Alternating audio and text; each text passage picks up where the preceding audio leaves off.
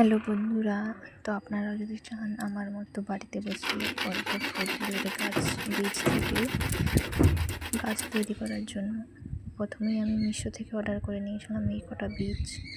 এই বীজের পিছন দিকগুলি ভালোভাবে ঘষে নিয়ে জলের মধ্যে রেখে দিয়ে কিছুদিন পর আপনারা নিজেরাই দেখতে পাচ্ছেন পরপর কেমনভাবে গাছগুলি ওঠা শুরু করে দিয়েছে। এরপর দেখুন আগের থেকে অনেক বড় হয়ে গেছে। এরপর আমি এগুলো মাটির মধ্যে লাগিয়ে দেব। মাটি আমার আগের থেকে তৈরি করা ছিল, তো আমি এগুলোকে লাগিয়ে দেব। শিকড় বেরিয়ে গেছে, পাতাও ভালোভাবে হয়ে গেছে। তো এই মাটির মধ্যে আমি এগুলো এখন দিয়ে দেব একটা করে।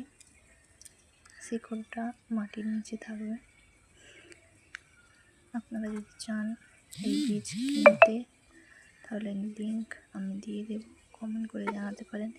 লাগানো হয়ে গেছে, সবগুলো লাগিয়ে দিয়ে 1 বালতির মতো জল আমি এটার মধ্যে পুরোটা ঢেলে দিলাম পরের আপডেটের জন্য। ধন্যবাদ।